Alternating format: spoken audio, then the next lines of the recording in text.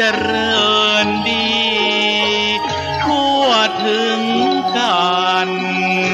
พระพุทธศาสตร์และวัฒนธรรมอันวิเศษสันนิรันดรเถิดสาธุสาธุ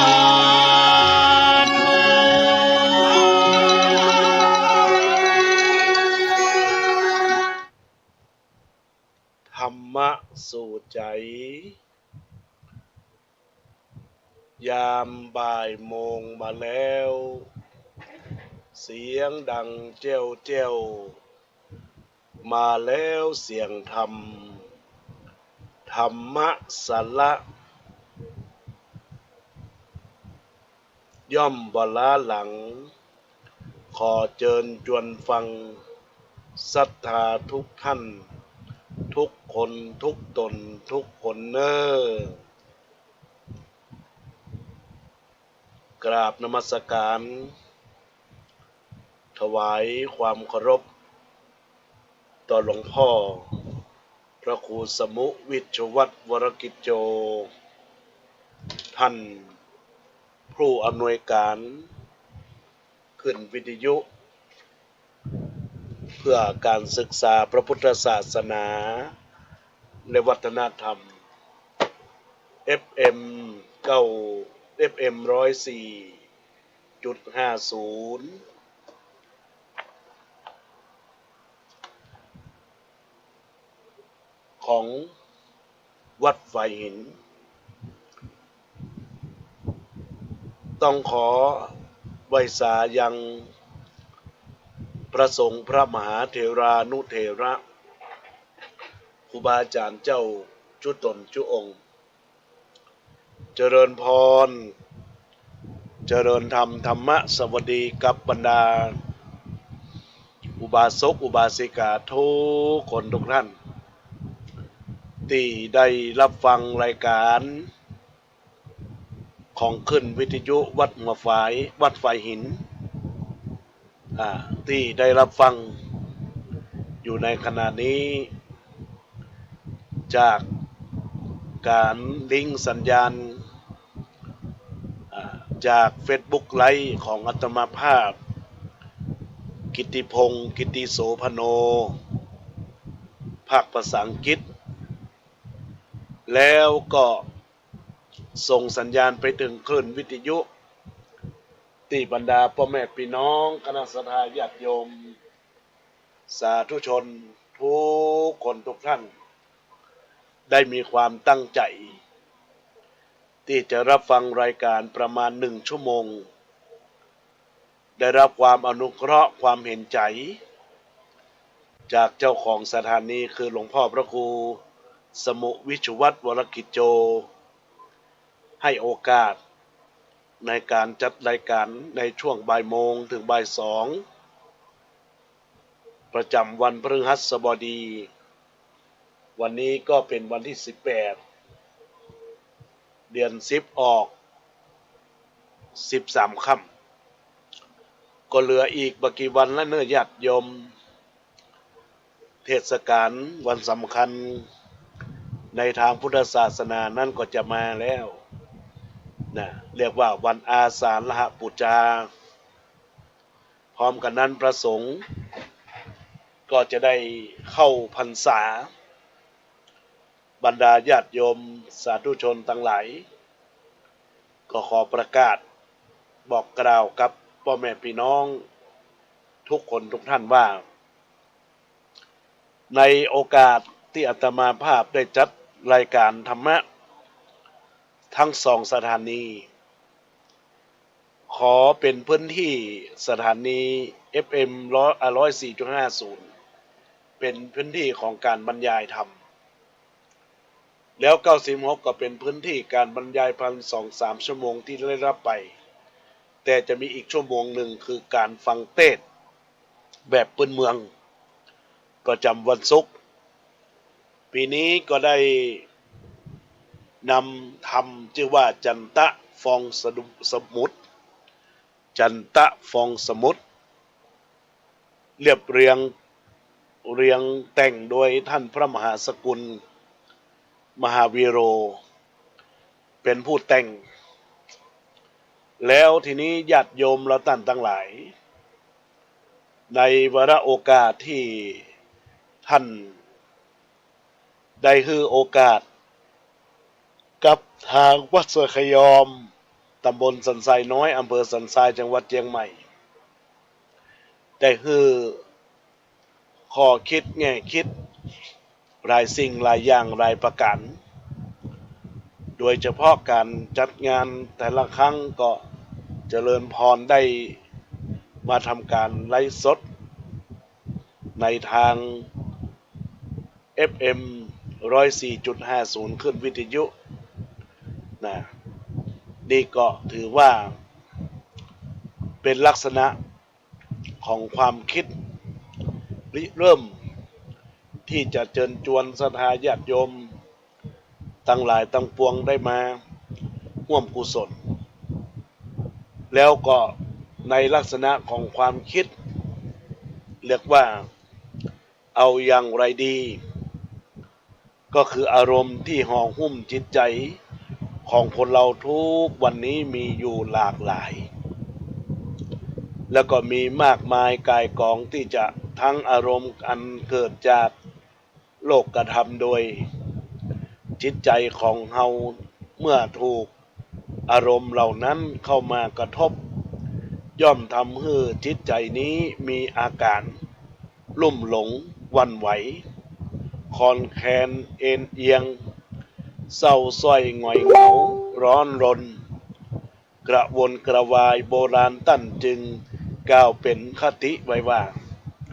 แม้เสาหิน8 ศอกตอกเป็นหลักคนไปมาผักทุกวันยังหวั่นไหวราคะโทสะโมหะปะทะใจต้องหวั่นไหวแน่นอนบังออนเอ่ยเป็นความจริงโดยแท้เสาหินเสาลักทั้งหนักทั้งแน่นแข็งแกร่งและยาว8 ศอกเอาตอกเป็นหลักไว้คนเดินไปเดินมาพักกันทุกคนบอกไปก็พักมาก็ดันเสาหินต้นนั้นก็ต้องไหวคลอนแคลนย่อมโยกไปเอ็นมาจิตใจของคนเราเป็นธาตุกายสิทธิ์ชนิดหนึ่งที่แสนจะละเอียดเป็นอนูยิ่งกว่าอนู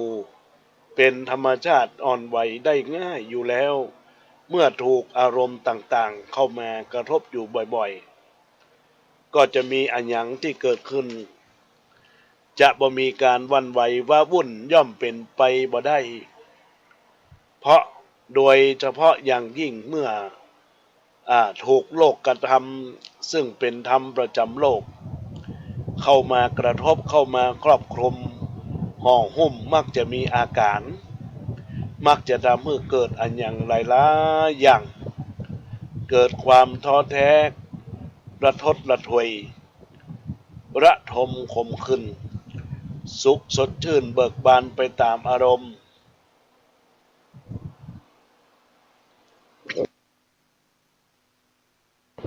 อาการที่จิตใจหวั่นไหวนั้นเราจะสังเกตเห็นได้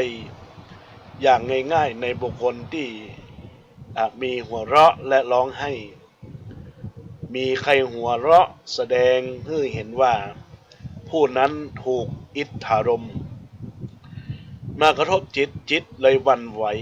จึงแสดงออกมาเป็นหัวเราะถ้าหากใครร้องไห้แสดงให้เห็นว่าคนผู้นั้นถูกอนิจฐารมณ์เข้ามากระทบจิตใจก็มีความหวั่นไหวแสดงออกมาเป็นการร้องไห้ร้องห่มคนเหล่านั้นบอกว่าจะเป็นปุถุชนคนธรรมดาญาติโยมทั้งหลายหรืออริยชนต้องถูกโรคกระทำเข้ามากระทบด้วยกันทั้งนั้นจะมีข้อแตกต่างกันอยู่ก็ตอนที่จิตใจของใครจะหวั่นไหวหรือบ่เท่านั้น ในขณะใดจิตยังหวั่นไหวก็เป็นเครื่องวัดฮือฮู้ว่าเฮายังเป็นปุถุชนหากมันมีความหวั่นไหวจิตใจเป็นปกติก็เป็นเครื่องวัดได้ค่าว่าเป็นอริยบุคคลเป็นคนเหนือโลกตามปกติคนเราที่ยังเป็นปุถุชนอย่างเราตั้นๆนี้ก็ย่อมจะมีความหวั่นไหวและเป็นพื้นฐานเพราะเรานั้นบ่ได้อยู่เหนือโลกยังมีกิเลสอาสวะยังตกอยู่ภายใต้ของโลกธรรมจึงมีความหวั่นไหวบางคนก็มีมากบางคนก็มีน้อยสุดแท้แต่ใครจะรู้เต้าทันแล้วหาวิธีการแก้จึงจะมีการวางหลักในการปฏิบัติไว้อยู่สองวิธีการ 1. ให้พิจารณาโลกธรรมด้วยปัญญาอยู่เสมอว่าเรื่องนี้เป็นเรื่องธรรมดาของโลกเป็นของประจำโลกเราจะมาเกิดในโลกนี้ก็ตามบอกว่าเกิดก็ตามหรือจะตายไปก็ตามโลกกระทำนี้ก็มีอยู่เป็นประจำและก็จะมีอยู่ต่อไปบ่ใช่เป็นเรื่องแปลกหรือวิเศษวิโสอันใดพิจารณาอย่างนี้อยู่เสมอก็จะเป็นความเคยชินสามารถดึงเอาความรู้สึกขึ้นมาพิจารณาได้ทันท่วงทีก่อนที่จิตใจจะวันไหวไปตามโลกธรรมวิธีที่สองฝึกหัดให้มีเรื่องเข้ามากระทบจิตใจบ่อยๆเป็นการซักซ้อมเอาไว้การเอาโลกธรรมแต่ละอย่างมาซ้อมมาหัดให้ใจได้กระทบเช่นนี้ได้ผลดีมากคือจิตใจของเรามันเคยชินพยายามสร้างเรื่องให้เขายกย่องสรรเสริญให้เราอยู่ถูกเขาด่าว่ามีความตำหนิจิตใจวันไหวหรือไม่ลองฝึกซ้อมดูทำบ่อยๆก็จะดีไปเองแต่เรื่องการกระทบจิตใจของคนเรานั้นบ่มีที่สิ้นสุดเพราะความรักความชังความยินดียินร้ายความอยากได้ความอยากมีอยากเป็นความบ่อยากได้อยากมีอยากเป็นมันบ่มีที่สิ้นสุดเราก็ต้องถูกกระทบไปจนตายต้องฝึกหัดทำอยู่เสมอถ้ายังบ่ชนะเราก็ต้องหัวเราะต้องร้องไห้อยู่เสมอตลอดไปโชคดีมีความสุขมีความเจริญโดยทั่วกันญาติโยมทั้งหลายในโอกาสที่จะอู้จากับบรรดาญาติโยมก็เป็นเรื่องเล่าแห่งชีวิตเรื่องของความประทับใจเรื่องของความซึ้งใจคือการเดินเหมือนกับการดำเนินชีวิตบนถนนแห่งชีวิตบ่ใจในสิ่งที่จะพึ่งเลือกเดินไปตามความชอบใจทางชีวิตของผู้ใดก็เป็นสิ่งผู้นั้นต้องเดินไปจนกว่าจะสิ้นสายทางหากมีความบ่พอใจจะกลับมาเดินใหม่อีกก็ย่อมทำได้แต่ก็ทำให้เสียเวลาและก็มีคุณค่าแห่งชีวิตที่จะพึงมีพึงได้ถนนชีวิตเป็นวิถีทางที่ใครๆบ่สามารถที่จะสร้างไว้เฉพาะตัวของใครคนใดคนหนึ่งเท่าอันสิ่งที่ประสบพบเห็นบนเส้นทางของชีวิตย่อมเป็นบทเรียนอันมีค่ามีราคาสำหรับผู้ที่กำลังเดินอยู่ในบัดนี้และกำลังเดินต่อไปในอนาคตการเดินทางไปนมัสการสังเวชนียสถานการไปทัศนศึกษาภูมิประเทศอันเป็นส่วนทัศนีภาพตลอดถึงวัฒนธรรมประเพณีบางอย่างของอินเดีย ซึ่งเป็นดินแดนแห่งพุทธภูมิในครั้งนี้เป็นกำลังชีวิตอย่างมหันต์และมีความหมายสำหรับตัวเองเป็นอย่างมากสุดที่จะพรรณนาได้คณะของกลุ่มหนึ่งประกอบไปด้วยผู้คนเนี่ยประมาณ44ชีวิตหากรวมพนักงานขับรถคนท้ายรถและผู้ติดตามก็เป็น47ชีวิตด้วยกันตลอดระยะเวลาแห่งการเดินทางและที่พักอยู่ในอินเดีย12วันอยู่ในอินเดียเนี่ย12วัน12คืนเต็มๆก็ทำให้มีความสุขที่สุดทำให้ได้ข้อคิดอันอย่างต่ออันอย่างหลายอย่างหลายประการทางนี้ก็เนื่องมาจากผู้คนในคณะของเราทุกคนเป็นผู้มีคุณธรรมมีเมตตาธรรมก็เนื่องมาจากผู้คนในคณะของคนกลุ่มนั้นทุกคนเป็นผู้มีคุณธรรมเป็นผู้มีความเมตตาธรรมและเป็นผู้มีบุญกุศลที่สร้างไว้ร่วมกันทั้งนั้นญาติโยมสังเวชนียสถานภูมิประเทศตลอดถึงผู้คนในอินเดียได้ฮื้อข้อคิดได้ฮื้อข้อทำให้เกิดปิติสมนัสเกิดสติปัญญาศรัทธาประสาทะมีความประทับตาประทับใจเป็นอย่างยิ่งและก็ยังทำให้เกิดธรรมสังเวชอีกด้วยถนนหนทางในประเทศอินเดียนั้นเป็นเช่นเดียวกันกับบนเส้นทางแห่งชีวิตมันบ่ใจจะลาบเรียบหรือคุกระไปตลอดสายตลอดเส้นทางมีลุ่มลุ่นดอนแล้วก็ลาบเตียนบ้างสลับกันไปวิถีชีวิตในตอนนั้นก็มีความสดชื่นรื่นรมประดุจถนนที่ตัดผ่านเข้าไปในอุทยานแห่งปัญญาคือที่ตั้งของมหาวิทยาลัยนานันทาในอดีตซึ่งห้อมล้อมไปด้วยไม้ดอกไม้ประดับและประวัติศาสตร์ที่น่าศึกษาและรักษาไว้บางตอนก็หวาดเสียวหดหู่เหมือนการพักอยู่ในสนามบินกัลกันตาบางตอนก็คับแคบแสนเข็นสังเวชใจประหนึ่งเส้นทางที่ตั้งผ่านเข้าไปในที่อันรกชักรถชักรกชักซึ่งมีผู้คนที่แสนจะอาภัพและก็มีความไม่มีระเบียบวินัยปะปนอยู่ด้วยคิดดูแล้วทางเดินในโลกนี้ย่อมมีส่วนคล้ายคลึงกับวิถีชีวิตของคนเราเพราะในบางครั้ง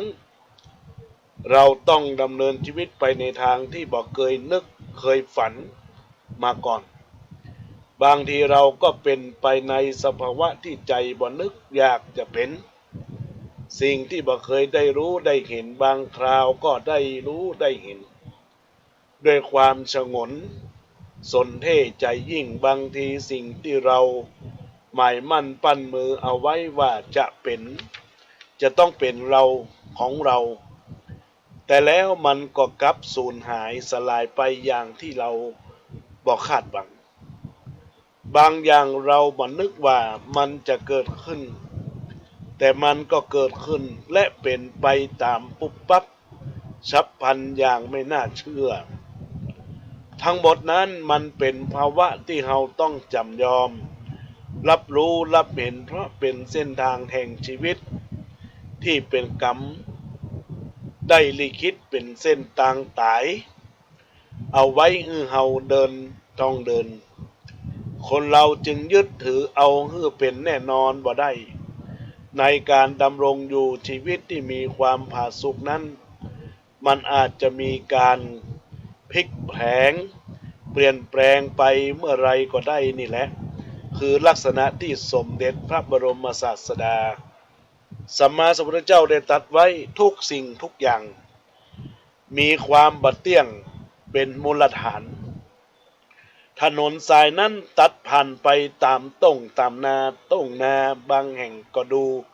สดชื่นมีพืชพันธุ์ธัญญาหารปลูกกันเรียงรายเพราะมีสายน้ำเป็นปัจจัยหล่อเลี้ยง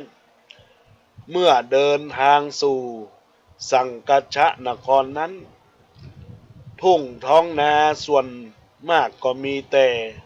ความแห้งผากลมที่ร้อนละอุพัดวูบ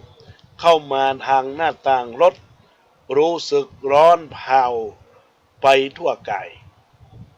มองไปเบื้องหน้าก็เห็นพนักงานขับรถของเฮาแล้วรู้สึกสงสารและเห็นใจบ่น้อยเพราะขับรถเพียงผู้เดียวพาคณะเข้าไปในที่ทุกหนทุกแห่งที่เราไปบอกให้หยุดก็ต้องหยุดบอกให้ไปก็ไปเขามีความอดทนและเป็นผู้นำที่ดีมากมีน้ำใจคณะเราจะขึ้นรถเขาจะช่วยพยุงแขนให้คงจะได้ร่วมทำบุญร่วมตักบาตรร่วมขันกับคณะของเราเป็นแน่แท้เมื่อมองฮื้อไก่ต่อไปอีกเห็นเปลวแดดสะท้อนจากพื้นถนนเป็นสิ่งระยิบระยับแต่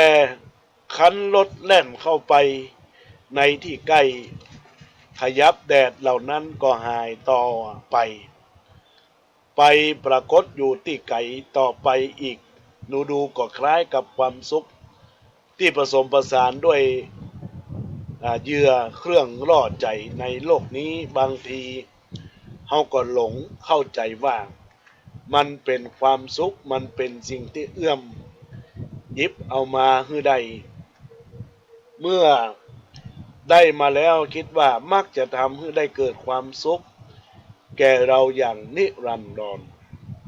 แต่แล้วก็เปล่าทุกสิ่งทุกอย่างเป็นแต่ภาพลวงตาเป็นความสุข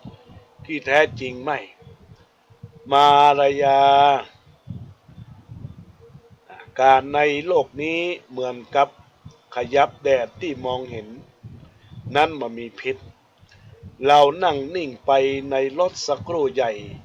ทำให้ได้สตินึกคิดคำสอนของพระพุทธเจ้าอันเป็นสัจจะที่จะหาสิ่งใดมาเปรียบเทียบบ่ได้พักอยู่บนโรงแรมมองผ่านออกไป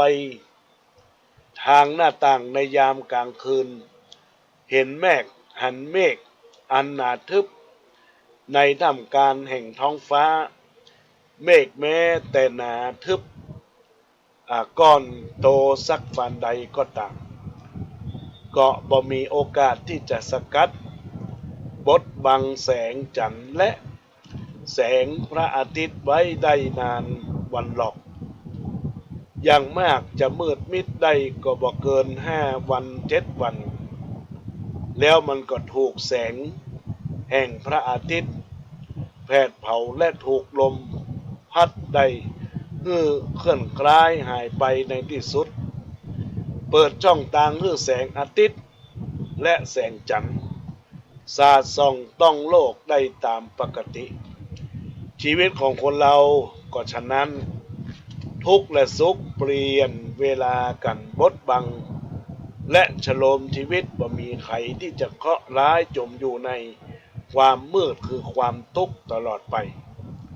คงมีสักวันหนึ่งที่ความสุขจะฉาดส่องให้ชีวิตมีความเบิกบานได้ในเมื่อเรานั้นได้ใช้ชีวิตในทางที่ถูกต้องตามหลักธรรมของพระพุทธองค์สภาวะความเป็นศาสนิกชาวพุทธอยู่ได้ด้วยบุญอยู่ได้ด้วยความเอื้ออาทรเอื้อเฟื้อเผื่อแผ่ซึ่งกันและกันอยู่ด้วยเมตตาธรรมนำให้มีความเสียสละเงินแม้บาทหนึ่งรูปีหนึ่งที่บริจาคไป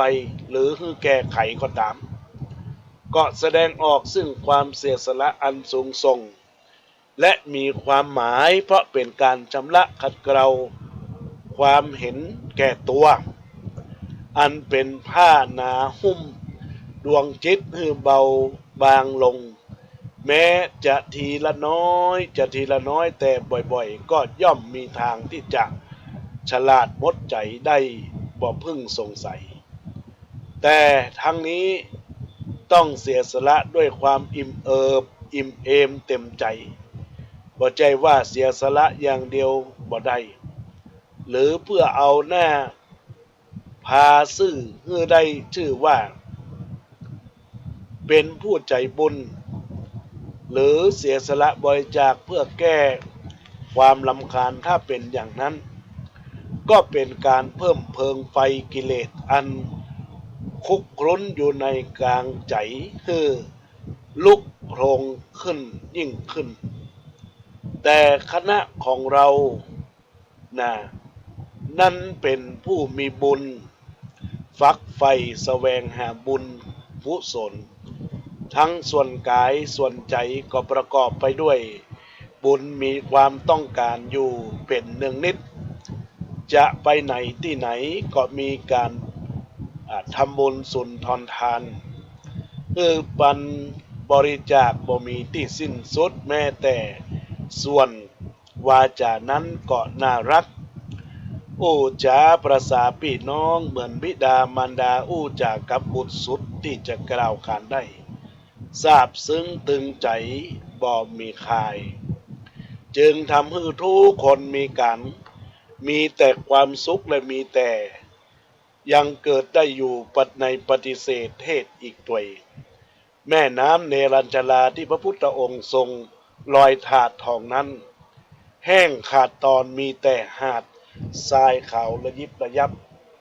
เดินผ่านไปสู่บ้านของนางสุชาดาทำให้นึกขึ้นได้ว่าน้ำที่บ่มีการเหือดแห้งและที่ไหล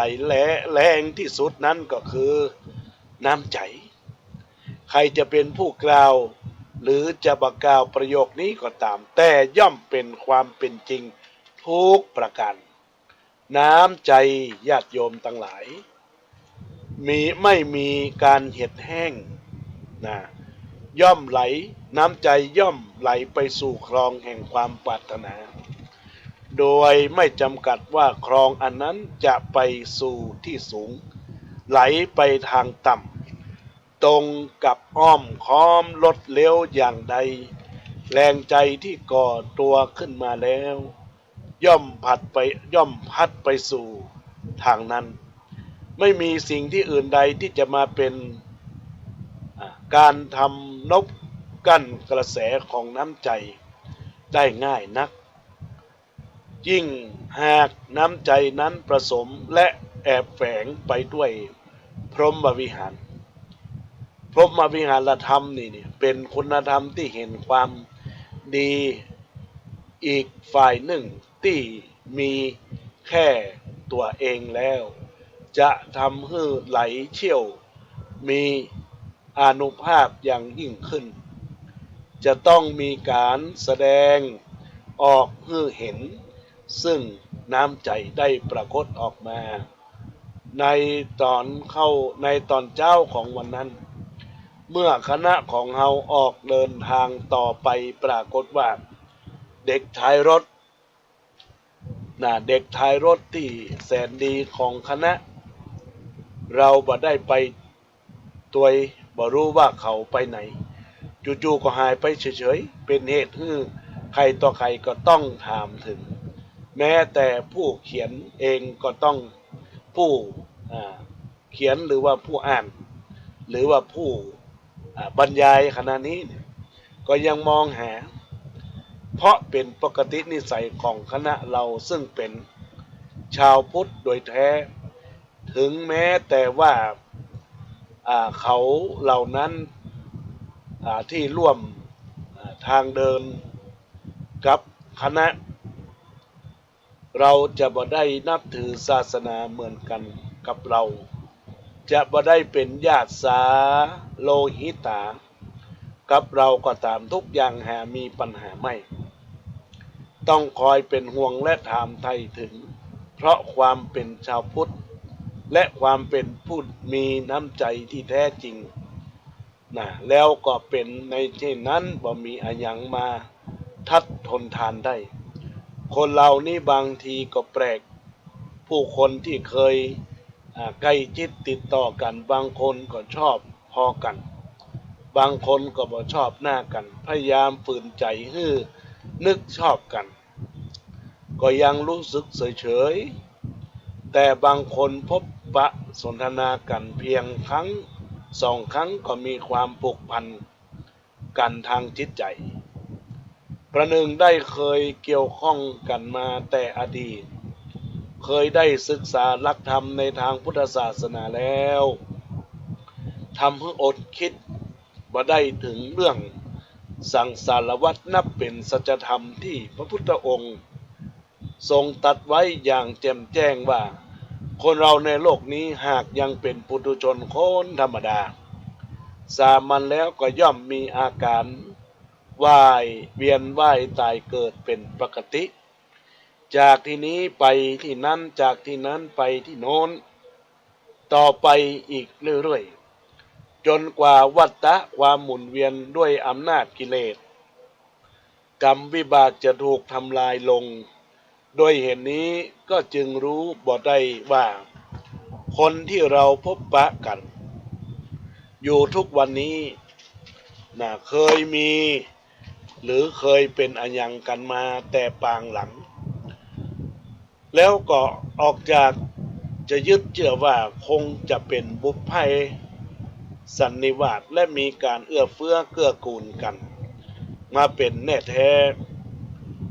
เราต่างจึงมีการเกี่ยวข้องกันมาอย่างประหลาดเช่นนี้คนเหล่านั้นจะอยู่ในสภาพใดก็ตามหากเป็นผู้มีคุณธรรมเห็นคุณค่าของกันและกันมีการยอมรับนับถือซึ่งกันและกันแล้วเป็นเสมือนสายใยเหนี่ยวคล้องให้มีความผูกพันกันอย่างมั่นคงก็ทำให้โลกนี้มีความสุขอีกมากแท้จริงสังคมมนุษย์ญาติโยมเหล่านั้นได้มีความผูกพันกันมาด้วยการตระหนักในคุณงามความดีของแต่ละกันเราบ่เคยทอดทิ้งกันแม้แต่จะห่างจากกันไปก็ยังมีความคิดและเป็นห่วงกันอยู่จึงมีคำนิยามกล่าวไว้อย่างชัดใจว่าความเป็นห่วงและความคิดถึงเป็นส่วนหนึ่งของความรักบริสุทธิ์ความรักเป็นส่วนหนึ่งเป็นสิ่งที่เกิดจากความเมตตาธรรมความเมตตาธรรมเป็นส่วนหนึ่งของความเป็นมนุษย์ความเป็นมนุษย์เป็นส่วนหนึ่งของความซึ้งใจชีวิตนี้เช่นเวทีที่ต่อสู้เราจะอยู่อย่างมิตรนั้นผิดหรือใช่น้ำใจไมตรีนี้ดอกลือที่เป็นสื่อสัมพันธ์นิรันดร์การนี่ญาติโยมชีวิตของเราเหมือนเวทีนะเวทีที่เราจะต่อสู้อะไรต่อมิอะไรที่มันเกิดขึ้นญาติโยมทั้งหลายเราจะอยู่อย่างมิตรนั้นแบบผิดเราต้องมีน้ำใจไมตรีและมีความสัมพันธ์นิรันดร์การความสุขมันก็จะเกิดขึ้นนะดังนั้นเมื่อได้อู้จาสาธยายธรรมมาอย่างสองรสสองเรื่องเรื่องที่หนึ่งนั่นก็เป็นเรื่องเอาอย่างไรนะเพราะว่าจิตใจของเฮานั้นต้องมุ่งมั่นมีความตั้งใจชีวิตของคนเราต้องมีประทับใจในความภูมิใจเมื่อเหตุการณ์ที่มันก็เกิดจากความเป็นจริงอย่างเช่นพุทธศาสนาก็ก่อตัวมาจากประเทศอินเดียเราก็จะต้องนั่งรับธรรมปัจจัยแล้วก็บางครั้งก็ต้องไปดูในสถานะความเป็นจริงความเป็นอยู่อย่างยิ่งยวดว่าเรานั้นมีอะไรไปบ้างเพราะฉะนั้นก็เจริญพรญาติโยมสาธุชนพุทธบริษัททั้งหลาย ฟังธรรมะแล้วมีจิตใจเป็นอย่างไรธรรมะย่อมชนะอธรรมทุกอย่างทุกประการความดีของเรานะญาติโยมไม่ได้หนีหายไปไหนญาติโยมเราตั้งหลายก็จะต้องมีความสุขแล้วก็เป็นกุศลผลความดีทำความดีไว้กับตนกับตัวไว้ปลายปักหน้าแล้วก็เป็นบุญกุศลที่จะติดตัวติดตามความเป็นอยู่ของเราไปตลอดกาลละนานนะญาติโยมเพราะฉะนั้นวันนี้ก็ขอฝากธรรมะเล็กๆน้อยๆอันเป็นข้อคิดคติเตือนใจกับบรรดาญาติโยมท่านสาธุชนที่ได้รับฟังอยู่ในขณะนี้เนาะในโอกาสนี้ก็เจริญพรขอบคุณกับทุกท่านที่ได้มีความตั้งใจรับฟังในโอกาสความสุขความเจริญก้าวหน้ามีความรุ่งเรืองแห่งชีวิตประสิทธิ์พรความดีความดีก็บ่หายไปไหนญาติโยมและท่านทั้งหลายก็อยู่ในหัวอกหัวใจของบรรดาญาติโยมสาธุชนพุทธบริษัททั้งหลาย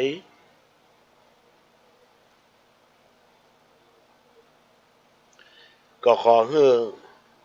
สิ่งทั้งหลายทั้งปวงที่มันเกิดขึ้นแห่งชีวิตประสิทธิ์พรความดีจงมามุ่งมั่นจงมาพัฒนาแห่งชีวิตของเราที่เราได้ตั้งใจรับฟังก็ขอให้รับฟังธรรมะนี้แล้วสิ่งที่เป็นสาระแล้วก็พิจารณาถึงความจริงเปรียบประดุจการฟังธรรมะเหมือนกับแก้วหรือจานหรือถ้วยถ้าเราลองรับพระธรรมได้นักเราก็มีพระธรรมในอกในใจเรียกว่ามีปัญญามีปัญญา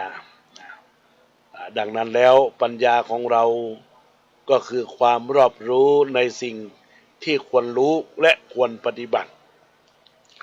ความดีความงามสิ่งดีงามงดงามในอกในใจก็ขอเป็นกุศลผลความดีกับชีวิตของเราเนอะญาติโยมก็ขอฝากกับบรรดาญาติโยมอุบาสกอุบาสิกาที่ได้ตั้งใจรับฟังรักยิ่งใหญ่คือรักแท้ที่แน่นักรักที่ดีได้ประจักษ์ก็คือการให้รักร่วมมือร่วมแรงและร่วมใจรักใดๆหรือเท่ารักสามัคคี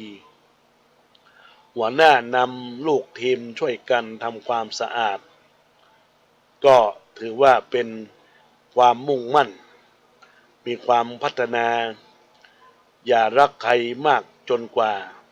จนลืมฮักตัวเองอย่าเกลียดใครมากจนเกินไปเพราะโอกาสครั้งต่อไปเราก็อาจจะพึ่งเขาก็ได้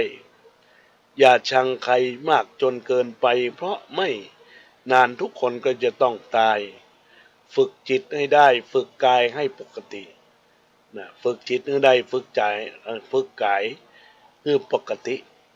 เครื่องประดับที่ดีมีค่าที่สุดก็คือรอยยิ้มสิ่งที่ต้องปกป้องมากที่สุดก็คือสติสิ่งที่ต้องรอบคอบมากที่สุดก็คือความคิดสิ่งที่ต้องควบคุมมากที่สุดก็คืออารมณ์สิ่งที่ต้องระวังมากที่สุดคือคำพูดสิ่งที่ต้องพัฒนามากที่สุดคือนิสัย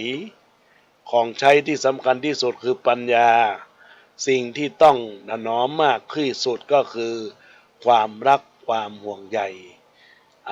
ขอฝากธรรมะสารธรรมที่บรรดาญาติโยมได้ฟังอยู่ในขณะนี้ได้เป็นหลักแห่งการปฏิบัติหลักใจแห่งการเจริญก้าวหน้าด้านจิตใจ เป็นมงคลประสิทธิ์พรความดีกับตัวเฮาไว้ความดีไว้หลายๆนักๆเนาะดังนั้นก็ขอฝากกับบรรดาญาติโยมอุบาสกอุบาสิกาทุกคนทุกท่านที่ได้ฟังธรรมะแล้วมีความตั้งใจแล้วก็ขอพัฒนาจิตพัฒนาใจชีวิตของเฮา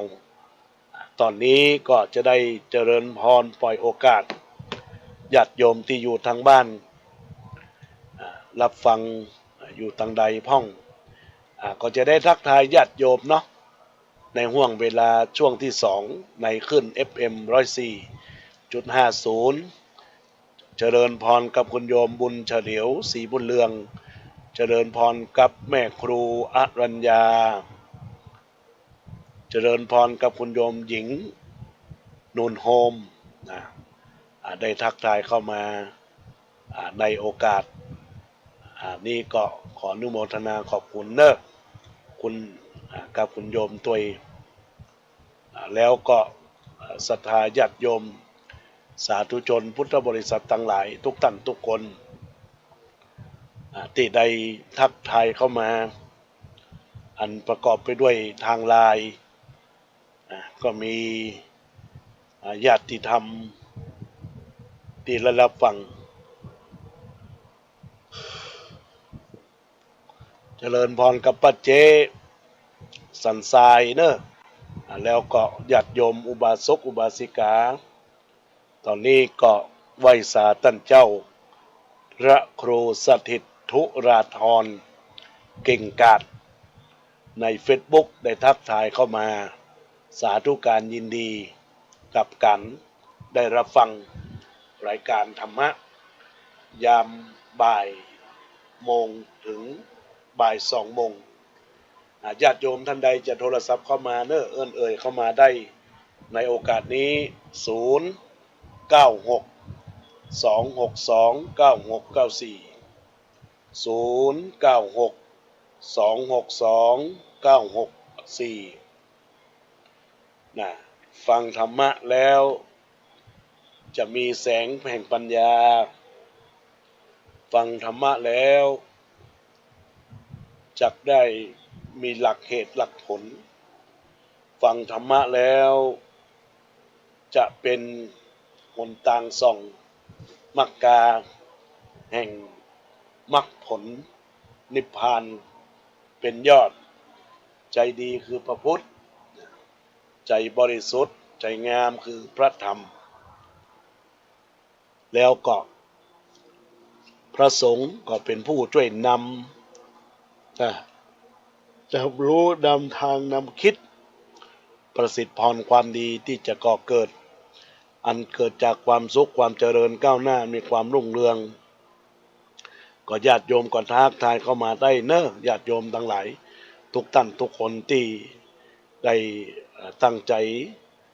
รับฟังในโอกาสบัดนี้ประสิทธิ์พรก็ขอเจริญพรทักทายมาได้ที่เบอร์โทรศัพท์096 262 9694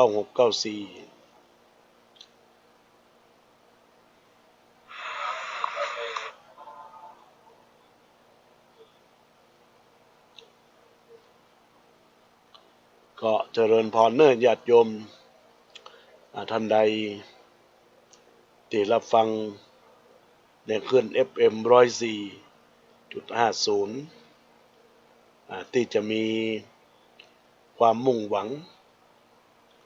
แห่งความดีประสิทธิ์พรความดีได้ก็เจริญพรได้เนอะญาติโยมทั้งหลายดังนั้นก็ขอท่านสาธุชนได้ตั้งอกตั้งใจรับฟังรายการธรรมะสบายๆได้อู้จะพัฒนา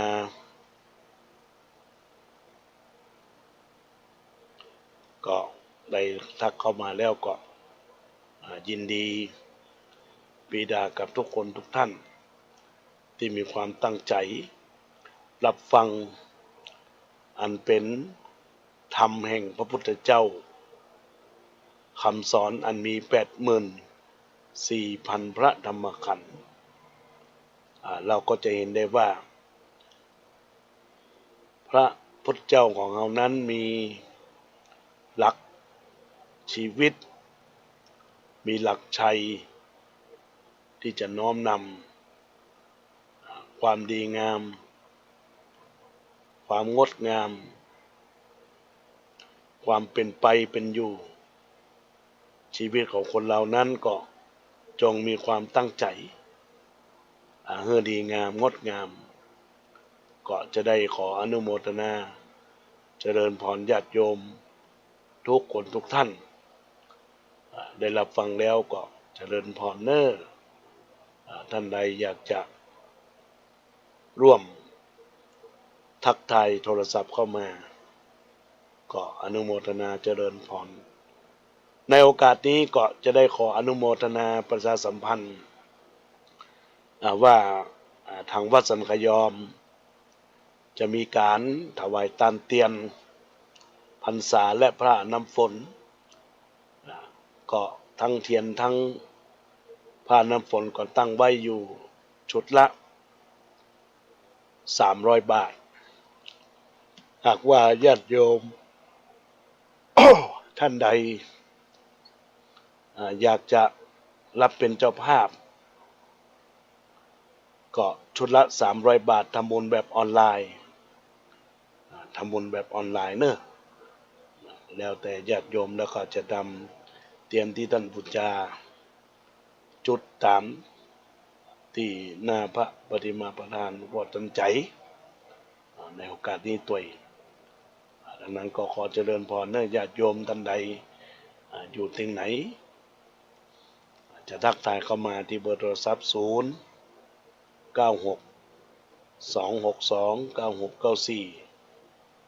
ก็เอื้อนเอ่ยทักเข้ามาได้อีกปกี่วันก็วันสำคัญทางพุทธศาสนาทุกวัดทุกวาก็จะมีกิจกรรม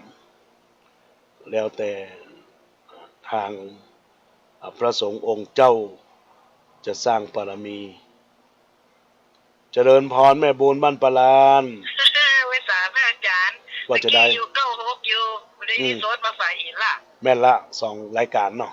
2ที่2ทางที่เล่าตะกี้เรื่องของพระมหาสกุลกะที่ไหนที่ว่าไปเอวเมืองอินเดียอย่างนั้นเป็นเรื่องของหลวงพ่อเกษมพระมหาเกษมหลวงพ่อมหาเกษมกะใช่เพิ่นเล่าให้ฟังแม่นเล่าเขียนมาแล้วก็เรื่องของเรื่องก็คือ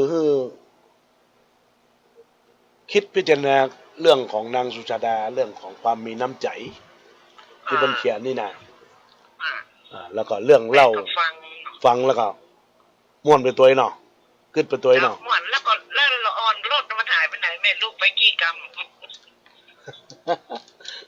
ละอ่อนที่รถน่ะหายไปไหนก็ไม่ได้หายไปไหนมันได้หายไปไหนเขาก็ไปปฏิบัติธรรมเนี่ยกันแล้วก็แม่ก็ฟังจ้ะตะกี้แล้วพอดีฝนตกแม่ไปเก็บผ้ายี่ตอนจบตะกี้ฝนตกเดี๋ยวฟัง96แห่งรอบก็ได้จะลองฟังกำเนออนุโมทนาสาธุยินดีแม่บุญเนอจ้าสาธุเจ้าอนุโมทนาขอบคุณกับแม่บุญบ้านปลานเจริญพรแม่ยุพิน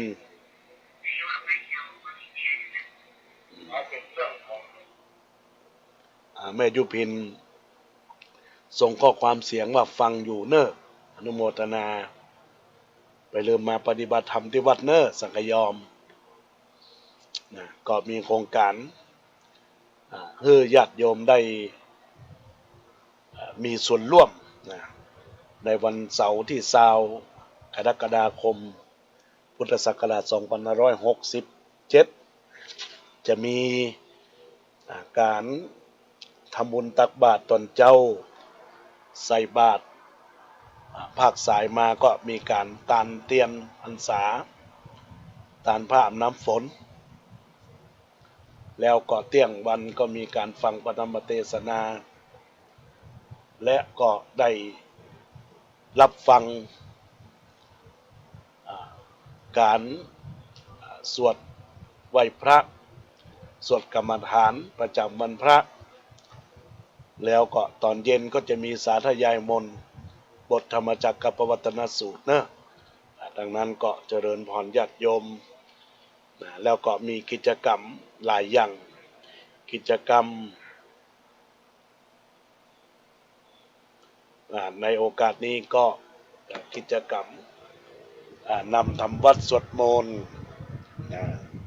นำทำวัดสวดมนต์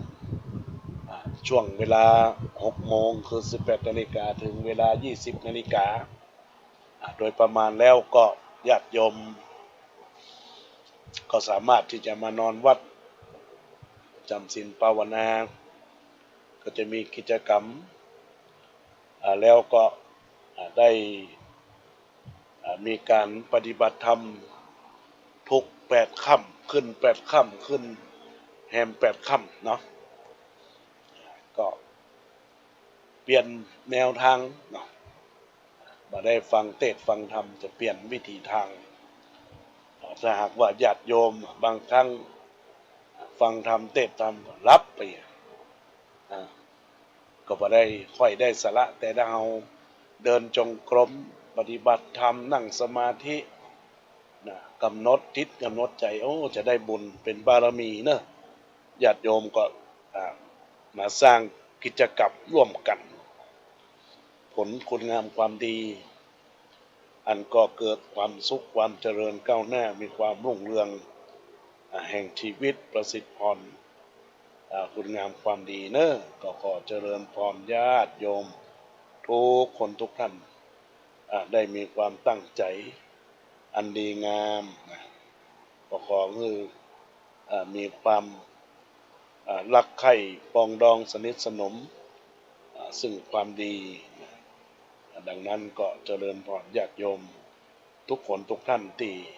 ได้มาตั้งใจทำคุณงามความดีสร้างกุศลความดีในลักษณะของความสุขถ้าบางมีภัยโทรมาเนอะก็จะได้ออกลารายการนี้ก่อนแล้วก็ไปพบปะกันในเวลาบ่าย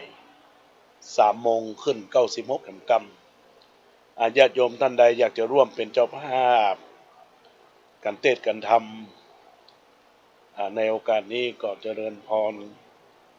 ญาติโยมได้มาร่วมกันตามเจตนาซึ่งก็มีท่านเจ้าภาพอันประกอบไปด้วยแม่คำอ่อนชัยวันเราเป็นเจ้าภาพ1 กันบุกที่1บุกที่2ก็แม่แสงล่าขันแก้วทงลักแล้วก็ยังมีแม่กองพันตุ่มอินก็หอมมาแห่ม100 บาทอนุโมทนาขอบคุณยังกุศลเจตนาของคณะศรัทธาญาติโยมทุกคนทุกท่านตอนนี้ก็ขอให้ญาติโยมทั้งหลายจงประสบแต่ความสุขและความเจริญก้าวหน้าความรุ่งเรืองประสิทธิพรความดีขอให้ทุกท่านอย่าได้เจ็บอย่าได้จนให้มั่งให้มีให้ดีกับตนตัวซึ่งความสุขซึ่งความเจริญก้าวหน้าความดีก็ขอให้ทุกคนทุกท่านมีอายุวันนะสุขะพระธนสารสมบัติคุณสารสมบัติทุกท่านทุกคนด้วยเถิดเจริญพร